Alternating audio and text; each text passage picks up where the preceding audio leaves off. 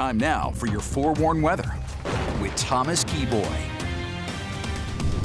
Yeah, conditions on the roads have been fantastic, Thomas. My family drove up from Arizona yesterday, and they said it was perfect. Yeah, I mean, the roads have been great, but we really want the snow, especially since we're still around Christmas time. But Mother Nature just hasn't been playing ball with us, and really we're going to be seeing quiet conditions last over the next several days with maybe some changes a little bit further on down the line. We'll talk about that in just a moment. But on the forewarned radar, you might be able to notice that there is at least a little bit of snow out there, and it's very light in nature, and most of this is currently in the West Desert. But if you're traveling out on I-80, say between Tooele and Wendover, maybe factor in some extra time as well, as we're seeing some of that light snow trying to find its way into the northern portion of Juab County.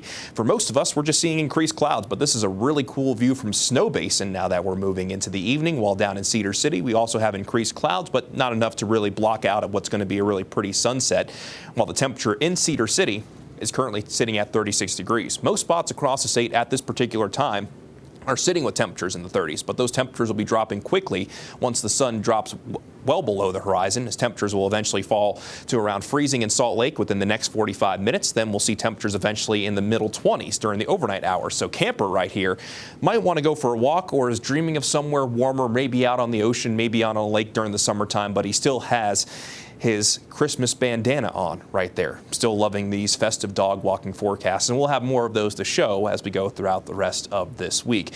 When it comes to our regional forecast tonight, you'll see that overnight lows for most will be dropping into the teens and 20s. Even St. George will be dropping below freezing tonight. Tomorrow afternoon will be a fraction warmer compared to today, where I think most spots will be roughly 3 to 5 degrees warmer compared to what we saw out there this afternoon. That will result in daytime highs in the 30s for most in northern Utah, with maybe a few spots only topping out in the upper 20s, and that would mainly be Park Valley, Randolph, and potentially over in Vernal in the Uinta Basin, while in central Utah, daytime highs will mainly be in the 30s and 40s, while Richfield will be one of the warmer spots, coming in with a daytime high of 42.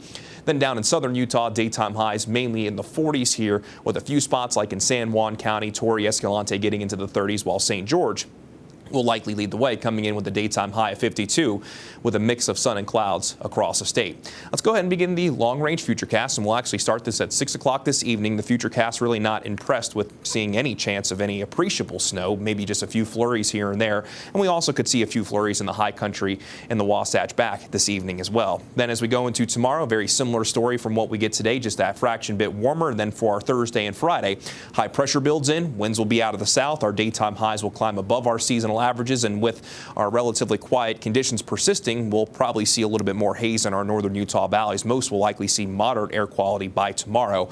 Then by Saturday into Sunday on New Year's Eve, some forecast models, not all, are halfway optimistic that we could see a system move in from the west. Again, this is by no means a guarantee between Sunday, New Year's Eve, and New Year's Day on Monday, but this particular model does like at least a chance, so we'll go with a slight chance across the state between Sunday into Monday. We'll keep our fingers crossed that trends up a little bit, but where we're looking for more of those appreciable changes will be by the middle of next week. And you can see by Tuesday at 5 o'clock, a system in the Pacific could eventually find its way towards us, and the 8 to 14 day outlook would lead us to believe that there's a decent chance it could arrive. Again, that's still more than 7 days away, so it's just something that we'll keep a watchful eye on for now.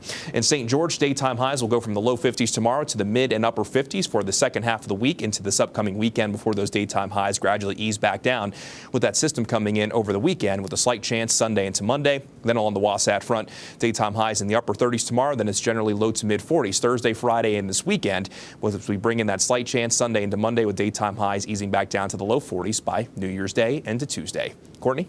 All right. Thank you, Thomas.